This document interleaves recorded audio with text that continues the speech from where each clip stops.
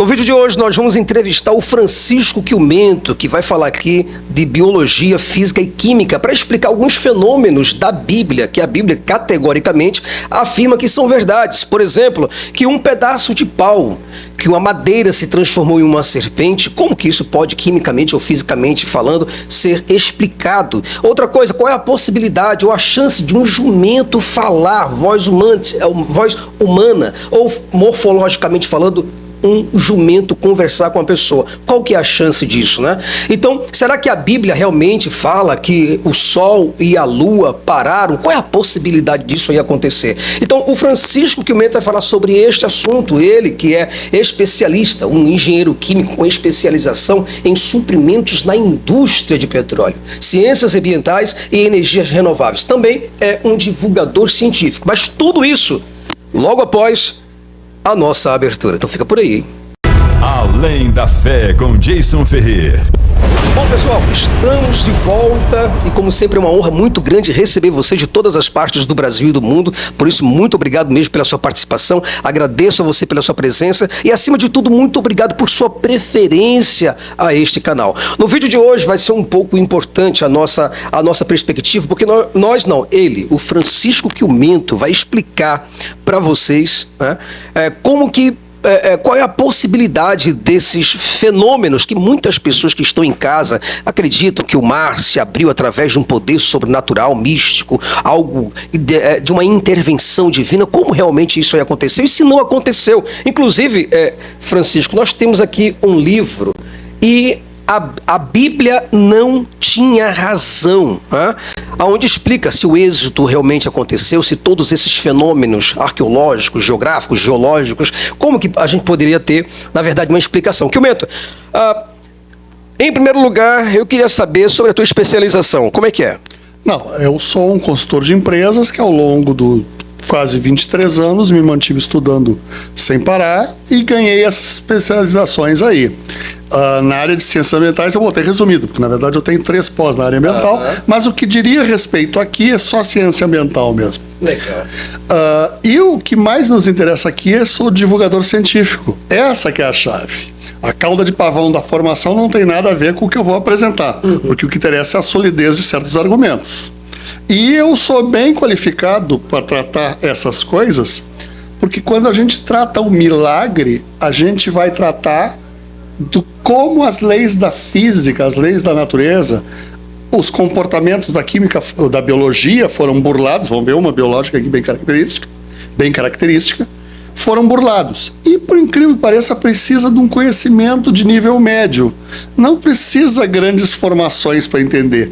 Quem tem que explicar é quem prega como e por que, até moralmente, esses milagres tiveram que ter sido realizados, por que eles ocorreram. E o interessante, Chiumento, é que todos esses milagres, esses poderes sobrenaturais, eles acontecem apenas no livro da religião judaica e outros livros, né, que também ocorrem esses fenômenos. Mas o que eu gostaria de saber de você é o seguinte, cara, fisicamente falando, qual que é a possibilidade de uma vara, um pedaço de pau, por exemplo, você pega essa escova aqui, por gentileza, só para dar uma demonstração para as pessoas, porque muita gente às vezes não entende, eu preciso realmente ser bem didático, né? Como que um pedaço de pau desse daqui, que eu não sei quais são os elementos que se tem para poder formar esse pedaço de pau, como que isso pode se transformar numa serpente biológica? Interessante, quando a gente pensa em um pedaço de pau, vamos definir o material que todo mundo chama de madeira. Madeira é celulose, lignina e coisas que restaram das células que ali viviam. Os animais têm proteínas. Os animais, uma cobra no caso, tem ossos, tem suas vísceras e tal. Eles não têm celulose, senão eles seriam vegetais. O fantástico é que a natureza proveu um milagre lindo e maravilhoso, embora as pessoas não gostem muito de cobra. Uma determinada espécie de lagarto, num passado bem distante, foi se modificando lentamente a cada geração, ao ponto de perder patas, ter uma simetria de órgãos um pouco distinta dentro e virar o que a gente chama de serpentes, os ofídeos. Isso é tão fácil de se entender em biologia como é de se entender lagartos que não têm patas, que não é uma etapa intermediária, é um caminho parecido que certos lagartos estão seguindo. Esses lagartos não vão virar cobras. Eles talvez virem outra coisa.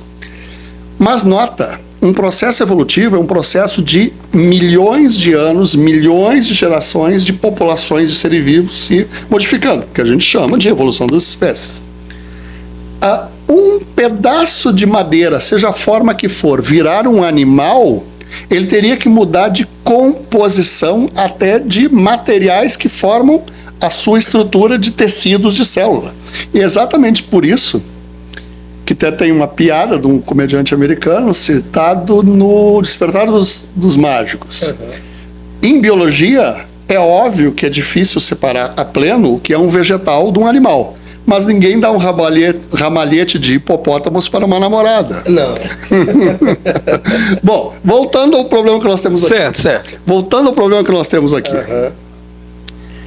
Qual a energia necessária para trocar peças moleculares e transformar algo que é fruto do cerne, do centro de uma árvore, um galho com uma determinada medida, conformação, para um animal complexo com as suas características como uma serpente?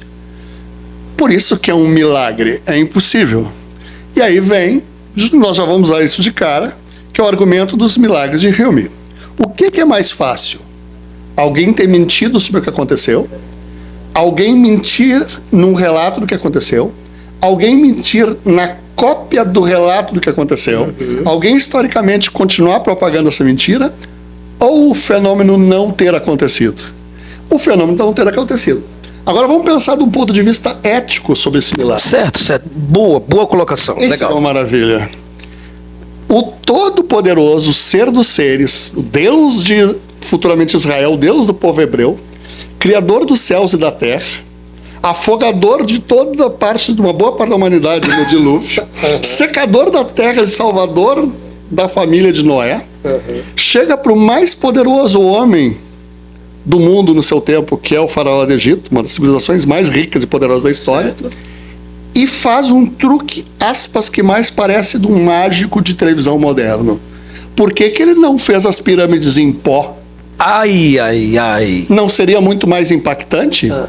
Por que ele tem um milagre de transformar um pedaço de pau numa cobra num salão para impressionar o faraó, seus sacerdotes, sua corte inteira, e simplesmente não faz por mágica que o povo seja desmaterializado no Egito e materializado na Terra Santa? Então ele é um Deus imoral que se preocupa com eventos pequenos para causar impacto. Qual é o impacto que ele causou? Muito menos que destruir as pirâmides em pó.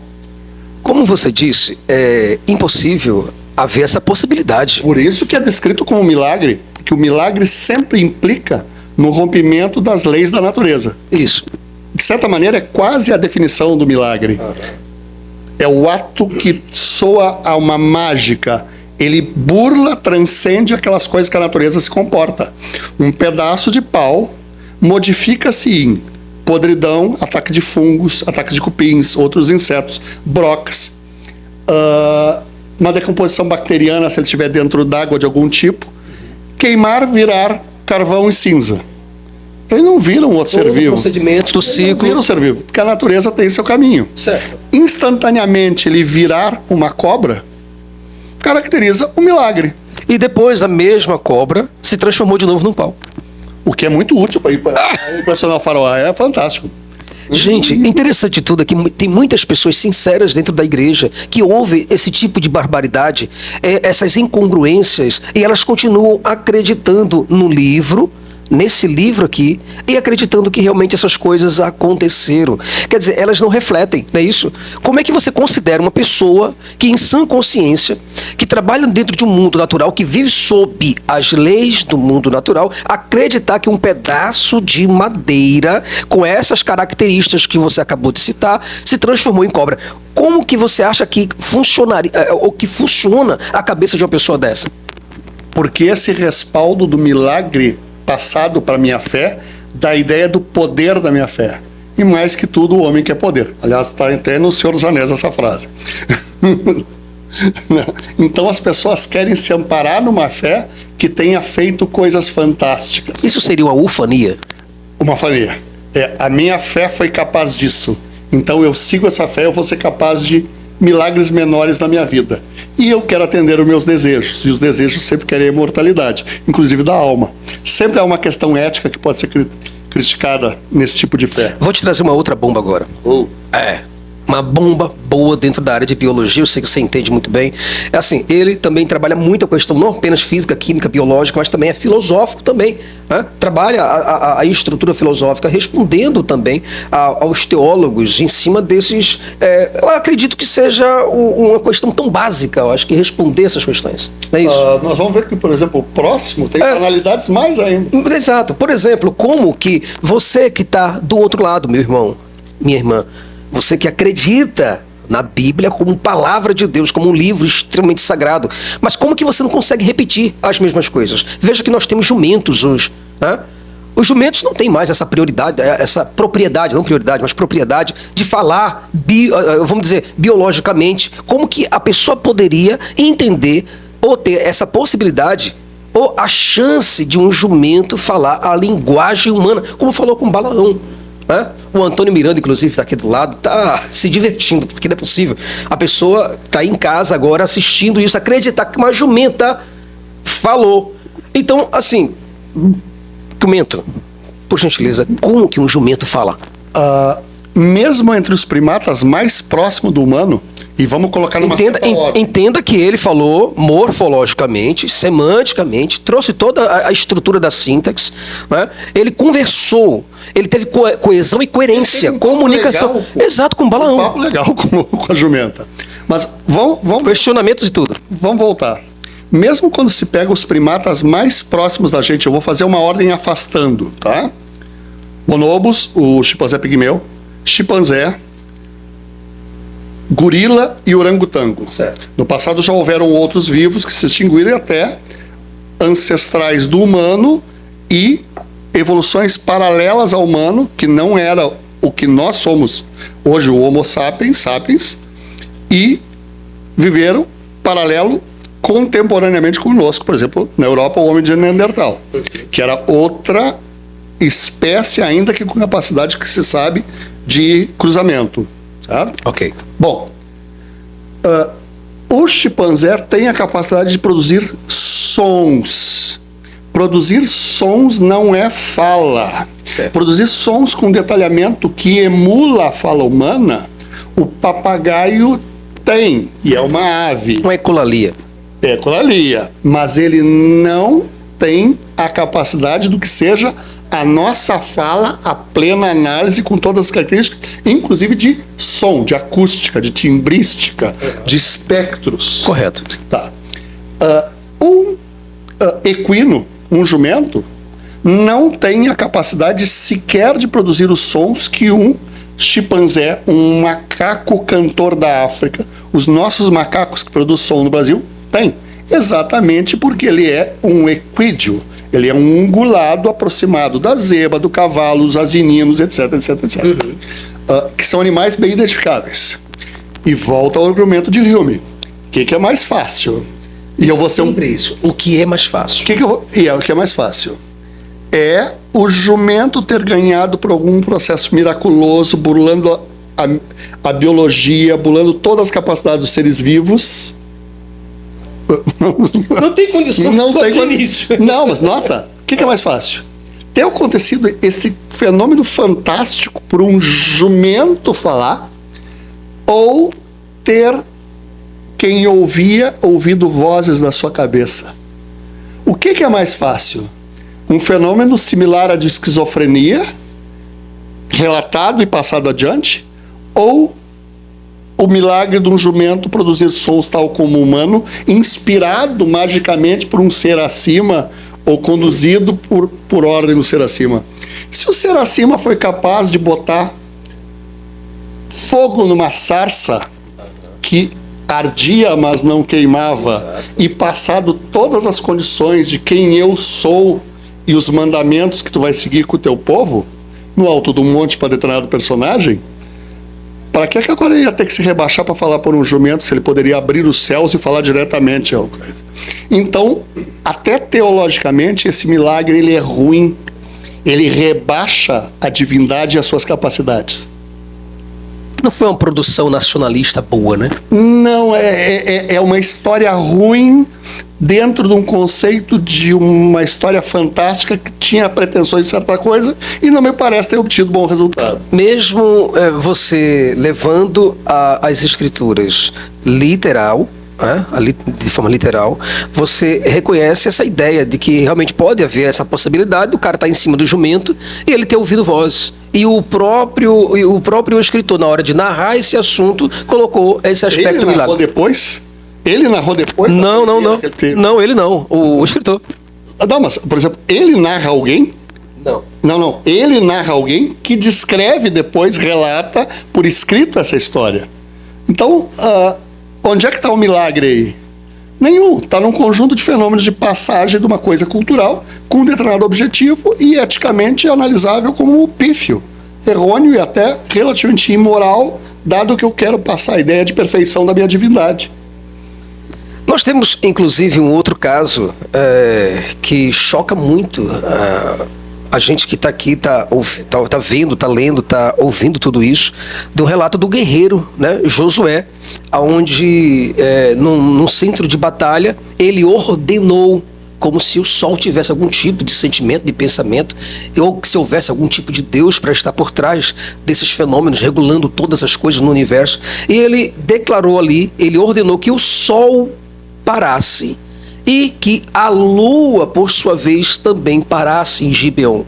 Então, quer dizer, são dois grandiosíssimos instrumentos, né, que tiveram que parar. Mas qual a consequência se esse sol e essa lua parar? Alguns teólogos, inclusive, descartam essa ideia, Antônio Miranda, que está aqui nos bastidores, né, descartam essa ideia e diz que não foi o sol e a lua que parou, mas a Terra, criando assim um outro problema ainda maior. Como é que o senhor identifica isso?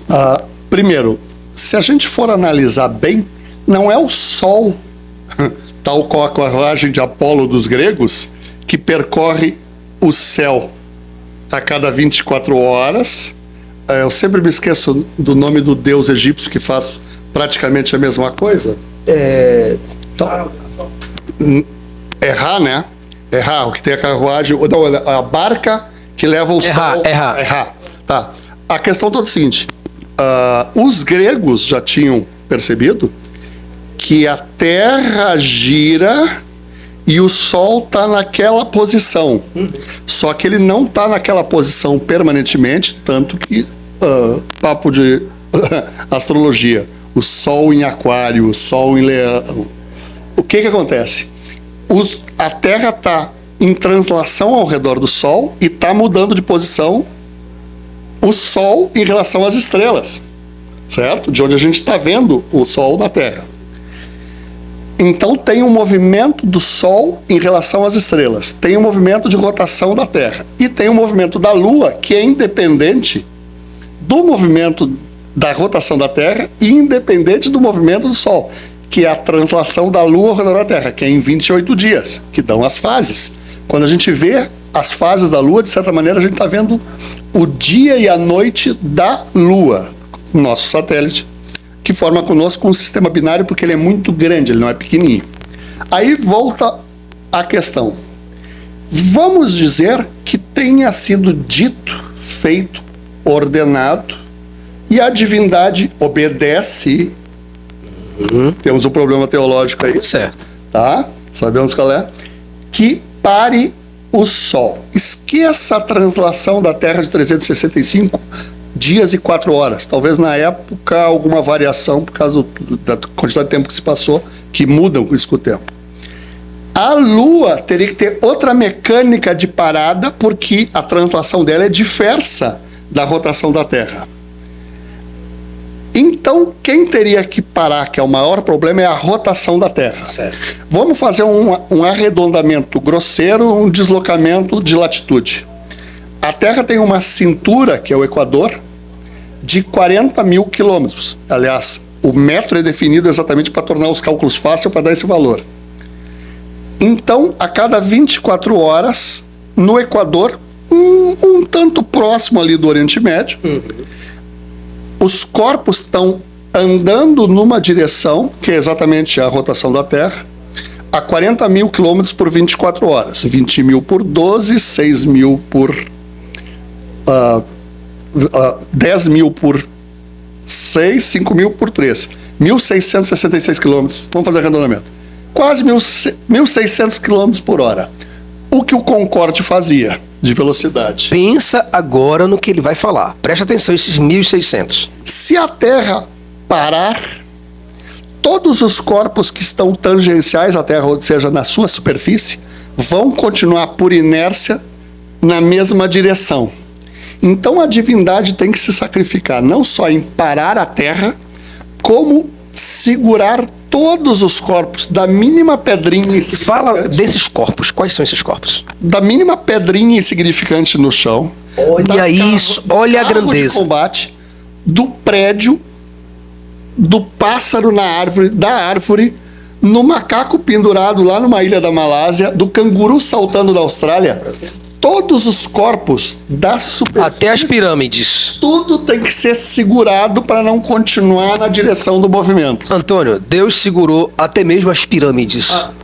A muriçoca que picava um índio na Amazônia naquela época. E imagina a preocupação da divindade que tem que fazer um milagre desse. Não te parece mais fácil ela ter simplesmente eliminado os inimigos? Sem dúvida nenhuma. Dado forças extraordinárias a cada um dos combatentes? Sem dúvida. Para que parar o sol no céu? Por que não dar ainda mais poder para que esses guerreiros do Senhor continuassem a lutar mesmo na escuridão? Então, novamente, cai num argumento teológico muito ruim esse milagre como a ferramenta de mostrar o poder do Senhor através desse povo. Só tem um problema que eu vejo. Certo. Eu abro, no caso desse milagre, a porta, a brecha, para entender que o seguinte, o parar tem a ver com um eclipse que acontece naquele momento. A lua não está sendo vista, casa com o sol, começa a gerar escuridão, e o sol no céu não é para, ele para de funcionar, ele vai se apagando. Então esse milagre, talvez ele mostre um erro de tradução, um erro de transcrição que ocorreu ao longo de muito tempo. Ou pura sacanagem. Ou pura distorção para dar uma imagem de ainda mais poder do céu, porque os eclipses se repetiam, embora os povos dessa, vamos dizer, bagagem cultural, que eram os hebreus, e posteriormente na Judeia, etc., etc., não tivessem um desenvolvimento de astronomia significativo. Basta ver o que está em Gênesis, né? Os lumiares para o dia e para a noite, que é um erro exatamente porque acontece eclipse. A prova maior que é um erro é que acontece eclipse. A lua seguida está de dia. Vamos para o próximo? Sim, sim, sem dúvida nenhuma. Eu vou te fazer duas perguntas em uma só.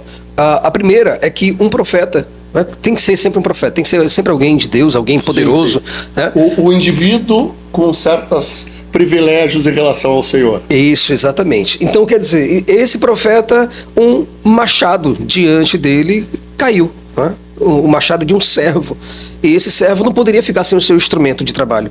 E caiu numa água profunda. Ferro caindo numa água profunda. O profeta orou, o ferro submergiu. O que acontece? Também temos o caso de 3 jovens, Sadraque, Mesaque e Abednego, que entraram numa fornalha aquecida 7 vezes mais. Pense numa fornalha, você que está do outro lado. Pense em corpos adentrados nesta fornalha. Então o que acontece? Esses 2 milagres, porque vamos chamar de milagres, isso é sobrenatural. Como é que eu só explico o machado flutuar e corpos que foram altamente aquecidos não se decomporem, num caso assim, né? Você queimados, tá? O do machado, eu acho de uma simploriedade tremenda. Vamos dizer que tenha havido o cabo que permitiu que com uma lâmina um tanto menor flutuasse um tanto na água. Não tem aí milagre nenhum. É simplesmente uma questão de princípio de Arquimedes, flutuabilidade dos corpos, equilíbrios, da mesma maneira que um navio feito de aço, que é extremamente denso, flutua. Simplesmente porque ele tem oco interno e a densidade média daquele casco flutua na água. Um machado, uma ferramenta com o tamanho de peça de metal, de aço, talvez bronze, não sei, temos que ver que época isso aí se passa e o momento tecnológico daquela população. Ainda assim, ele seria bem mais denso que a água. Ele afundaria. Bota a cabo as boas madeiras para ferramentas, que os povos conhecem há séculos e escolhem, são madeiras de alto teor de lignina, as madeiras de lei fortes, resistentes, que não têm boa flutabilidade. As madeiras porosas têm boa flutabilidade, né? Ou formam bons cascos, o carvalho inglês, os carvalhos da Espanha, tal, que propiciaram grandes armadas de barcos de madeira. Mas o que eu quero dizer? É muito difícil. O que é mais fácil? É alguém ter relatado, de uma maneira bobinha, um feito desse. Mas não seria mais fácil esse profeta fazer com que o machado nem chegasse na água ou saltasse aos céus para ser pegado, voltasse para a mão? É o Thor. É o Thor, o martelo, o Mjolnir, o martelo do Thor. Aí, qual é o problema que eu vejo? Não está te parecendo um feito muito pífio? Um machado boiar? Não tem uma questão moral banal, forçada, insignificante Percebo isso. e totalmente inútil a construir uma fé que, uau, nota a loucura. Até nos detalhes. Até nos detalhes. Deus se faz presente. Uma divindade que faz ferramentas flutuarem. Não, era melhor ter provido aquele povo naquele período inteiro não ter tido fome, nenhuma criança inocente ter morrido de doença, ninguém ter morrido de uma picada de cobra, não ter sido atacado por inimigos terríveis, não ter passado por fomes que tiveram que comer crianças. Os egípcios escrevem muito bem que volta e meia na região acontecia, os velhinhos e as crianças viravam parte do churrasco. É horrível, mas tem que se dizer isso. Tenebroso. Tenebroso. Por que essa divindade vai se preocupar com algo assim através de um profeta? Boa pergunta. Profeta. Boa pergunta. Parece eticamente ruim, teologicamente fraco para defender esta divindade é poderosa, essa divindade é boa e justa. Inclusive, professor, uma coisa que é interessante é que no próprio deserto, Antônio Miranda, no próprio deserto, as roupas dos israelitas, né, ficaram 40 anos em seus corpos. Toda uma geração. Sapatos se renovavam, as roupas, elas se renovavam de igual modo. Como que isso pode acontecer? As roupas não envelheciam, não desbotavam. Calor de 60 graus à noite. Suor do caramba. Suor do caramba. E as roupas sequer desbotavam pelo poder de Deus. Veja como Deus é preocupado até mesmo com essas coisas. Tornou-se uma lavadeira e um alfaiate muito capaz, né? O ser do ser, o poderoso do ser do universo, tornou-se uma lavadeira e um alfaiate muito dedicado. Então, quer dizer, melhor ter dado uma bússola para aquela gente. Então, quer dizer, não tem preocupação em matar fome, curar doenças. Não, nem fazer ele parar de ficarem pirando pelo deserto afora para lá e para cá. Porque eles andaram 40 anos num percurso que levaria 3 dias, 4 dias. E não... Mas bota um mês que seja. Até um mês, vai. Catando recursos, tendo que acampar para coletar recursos, buscando água e armazenando, etc, etc, conservando certas coisas com sal, com algum mel de abelha selvagem que achassem. Não, 40 anos de desorientação. Não, em desorientação não, porque tinha uma coluna de dia, né? Uma coluna de fogo, uma nuvem de dia que guiava o povo. Mas como é que o povo, com essa nuvem de dia, entenda isso, pessoal, você está do outro lado.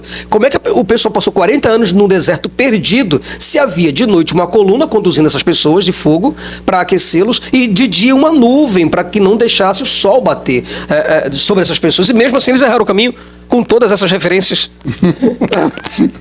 E fantástico. E detalhe, a astronomia continua tão ruim que não perceberam que o Sol faz uma linha no céu, com algumas flutuações de acordo com a precessão dos equinócios, né, que é o eixo da Terra, e não se orientam para onde é que é o leste, que é para onde eles queriam ir, o Oriente, que é onde o Sol nasce.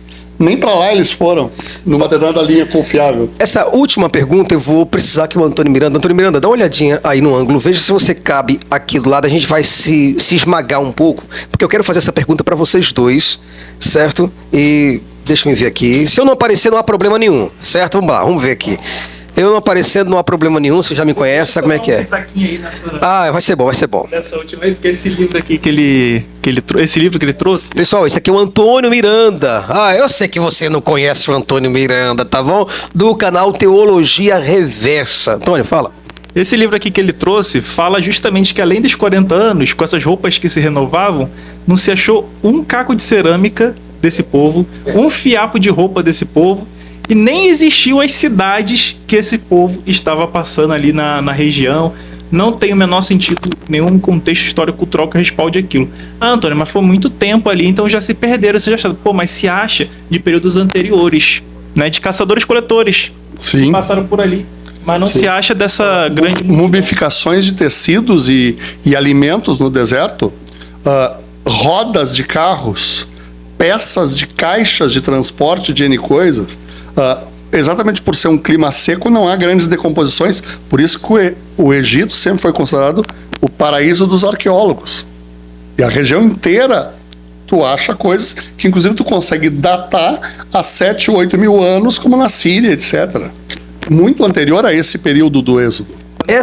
Os textos da Bíblia estão nessas regiões que são secas, porque pela falta da humanidade se preservam, né? Bom, essa última pergunta, serão 2 perguntas em uma só, certo? Faltou exatamente, fornalha de fogo. E aí? O que você... Gente, eu acho que eu poderia repetir o argumento de Rumi, do relato e tal. Mas nota, fornalha, fogo, talvez para fazer carvão, para dar um tratamento de têmpera, de revenimento, que nem a gente diz em engenharia, a ferramentas, especialmente ferramentas de corte e armas, né? A espada não pode ser de um aço macio que dobre no combate. Ela tem que ser dura o suficiente para cortar e não dura demais para ser quebradiça, senão no primeiro impacto com o escudo ela quebra tal como vidro. Mas nota, as pessoas na história inteira morrem de hipertermia dentro das suas casas, no deserto. Morrem em saunas secas e úmidas pelo mundo.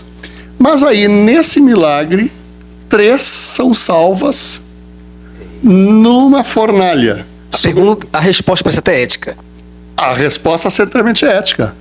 Por que essa divindade não salvou todos os queimados desse povo ao longo de sua história para mostrar seu poder? E só 3 nessa fornalha? E por que não salvou do bigodinho, né, o povo judeu, que eram colocados em fornalhas também? Boa pergunta, que eu gostaria que você do outro lado refletisse. Vou fazer 2 perguntas, pessoal, em uma só. Eu gostaria que o Antônio Miranda participasse dessa pergunta. A primeira seria a abertura do mar. Porque desde criança eu vi um quadro da minha tia, né, na sala dela, de uma abertura de um mar. Eu vi um cara barbudo com um pedaço de pau, certo? Como se fosse eu tenho a força, né? O He-Man apontando para o gato guerreiro a sua espada e saindo poder ali, sério. É uma coisa sinistra. Então, eu queria saber de vocês 2, como que há possibilidade desse mar se abrir. E outra coisa, para nós encerrarmos, como foi possível a ressurreição de Jesus Cristo. Eita, posso falar do mar primeiro? Pode. Sim. De novo, o relato, o que é mais fácil? A distorção, a mentira, a repetição da mentira, ou o fenômeno fantástico ter acontecido, que depois que passa o povo do Egito, aquelas 2 paredes de água esmagam o exército do faraó, e os egípcios não relatam essa perda colossal militar. Peraí, então quer dizer que não existe um único relato do lado do egípcio que relatava batalhas, perseguições, a coisa. E não houve nenhum relato de nenhum povo que o sol parou e a lua parou, somente relato da Bíblia. Também isso, com todo o poder que existia de hititas, persas, China, Índia, porque nesse mesmo período não tem ninguém que tenha dito que o sol tenha parado no céu no tal dia. Na cabeça do crente parece que havia hebreus, mas havia outros povos. Muito mais complexos, sofisticados e até de uma sociedade muito mais equilibrada, ética, sofisticada que dos hebreus. E ninguém quis relatar que o sol parou. E ninguém quis relatar que o sol parou. E inclusive que sabiam escrever, porque os hebreus até determinado momento eram totalmente analfabetos, entrando por via oral. Mas agora, voltando ao caso do mar. Eu abro a exceção que talvez tenha havido um momento de recuo das águas do Mar Vermelho num ponto, certo? No Mar Vermelho num Mas ponto. eles passaram a seco, fazendo poeira. Isso. Esse detalhe. É que esse detalhe pode ser o ponto que acrescentou-se no conto, né? O ponto em cima do conto. Isso. Um recuo por algum fenômeno até de microglaciação, alguma coisa do gênero, que o nível tenha reduzido e onde antes tinha uma lâmina d'água de 2 metros num trecho, porque ele não é um mar muito profundo, Certo. tá? E eles tenham passado... Mas engoliu carros, cavaleiros. isso quando ele volta, né? Aham. Mas nós estamos tratando da possibilidade de eles terem passado Isso. num mar que se abriu.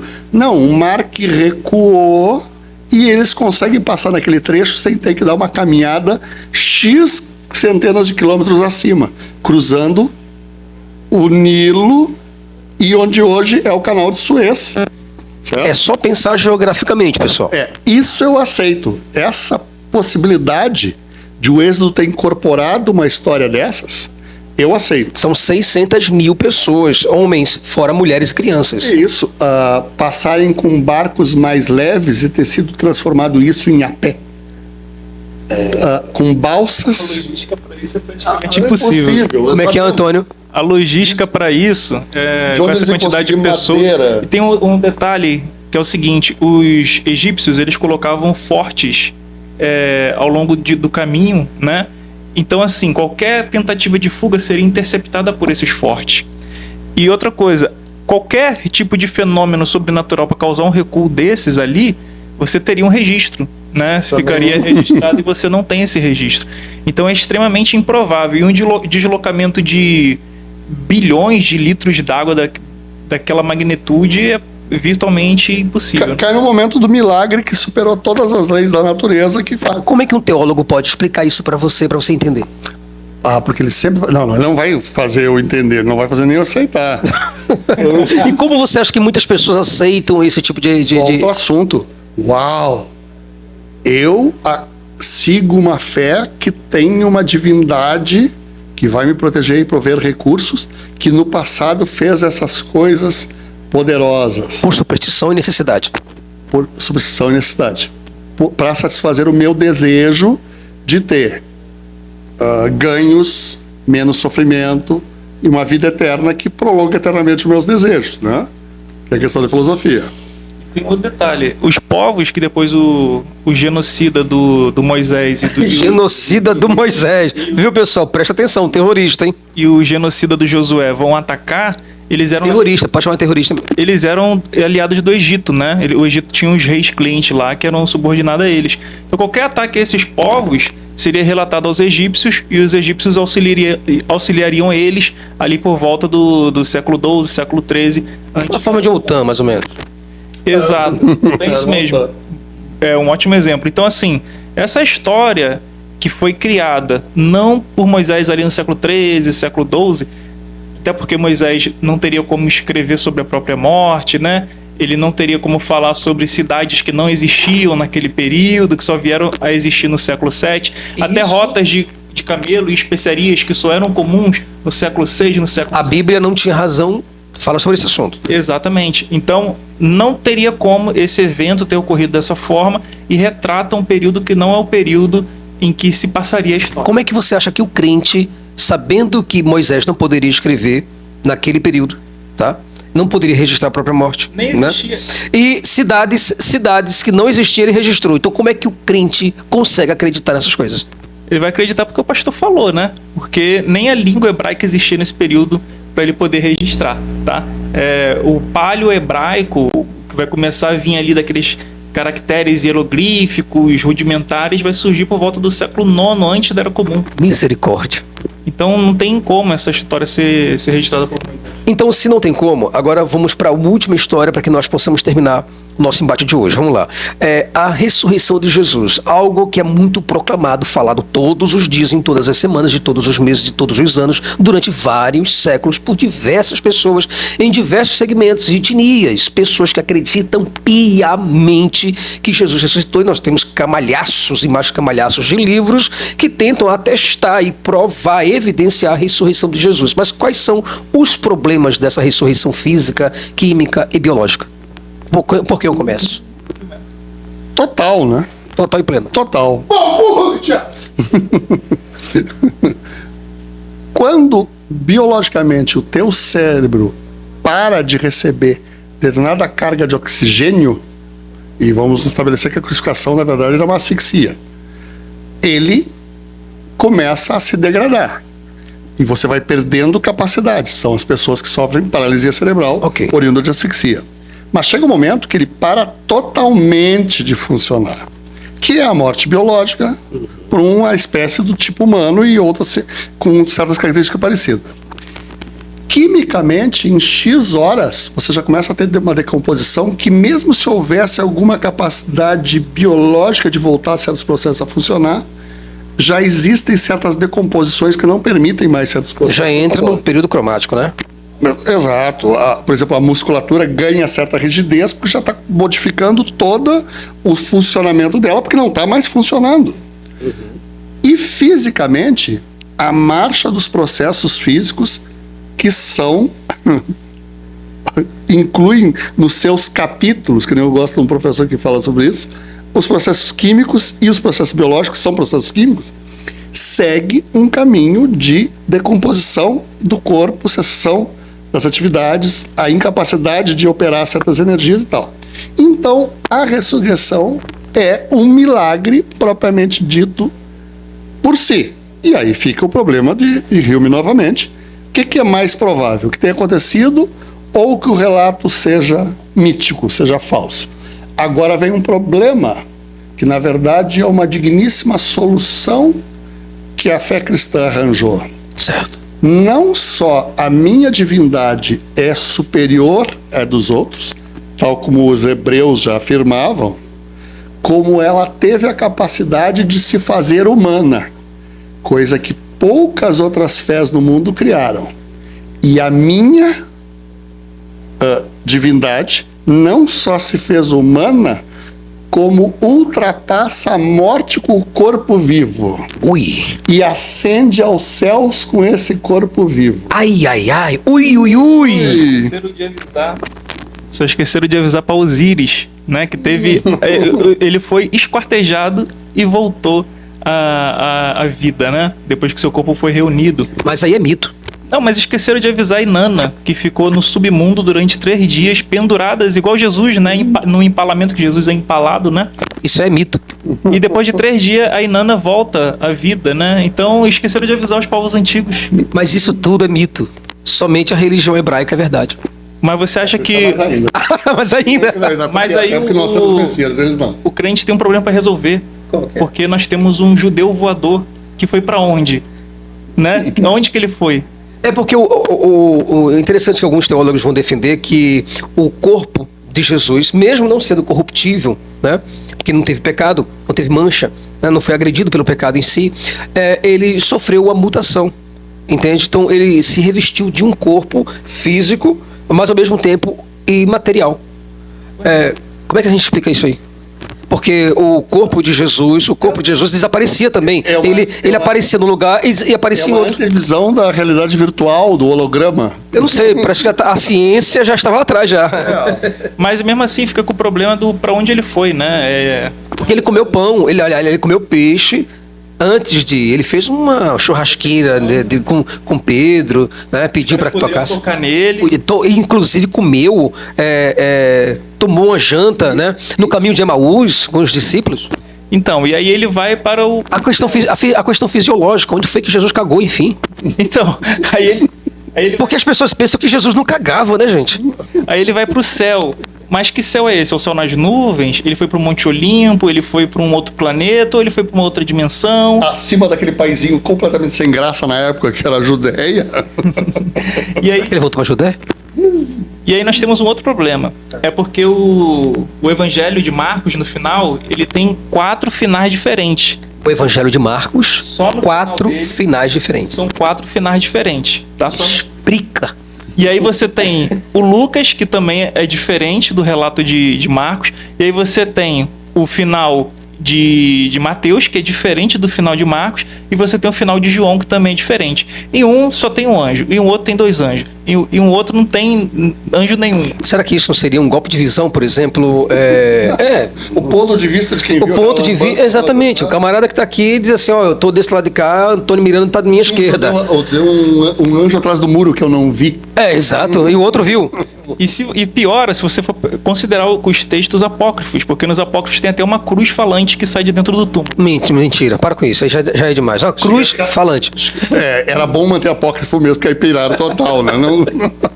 Então, assim, Antônio, se não há possibilidade, então, dessa ressurreição fisiologicamente falando, ao mesmo tempo química e biológica, não há essa possibilidade. Então, como que pessoas naquela mesma época morreram e entregaram suas vidas em prol dessa mentira?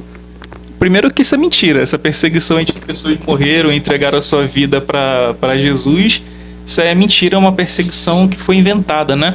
Tanto que a sede da igreja cristã Roma. Fica em Roma, exato. O Clemente de Roma, que é o primeiro pai da igreja registrado, ele está escrevendo uma carta a Coríntios da sede da igreja de Roma. Ué, mas eles não estavam sendo perseguidos. Mas peraí, então quer dizer que aquela ideia de que os missionários recebem nos cursos de missiologia, de que os primeiros cristãos foram tomados por lobos e feras, tigres, leões, leões famintos e morreram ali, aquele romance todo, tudo aquilo é mentira?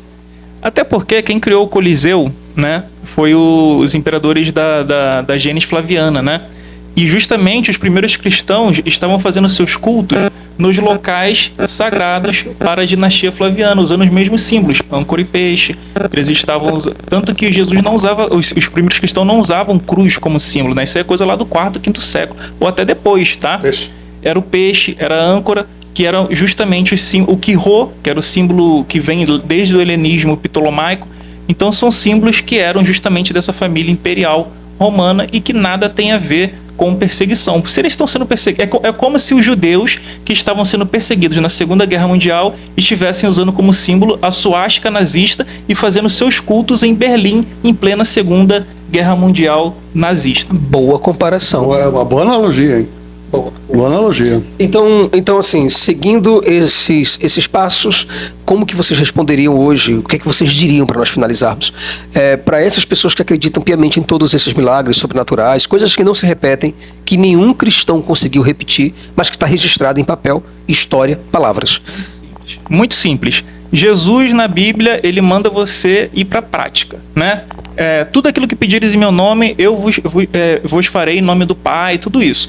Então você vai fazer o seguinte: se você acha que a história de Jesus é uma história verdadeira, real, e que tudo que ele falou é de fato verdade, e você acredita no final, por exemplo, de Marcos, tente ressuscitar um morto.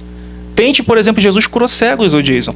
Tente pegar uma pessoa que tem problema de vista e precisa usar óculos, fazer com que ela não só problema, não só curar a visão, mas restabelecer o globo ocular, porque uma pessoa lá não era cega, ele não tinha um globo, na verdade. O globo ocular, Jesus teve que cuspir, fazer ali um globo e colocar no rosto da pessoa, aliás, na órbita. Na órbita.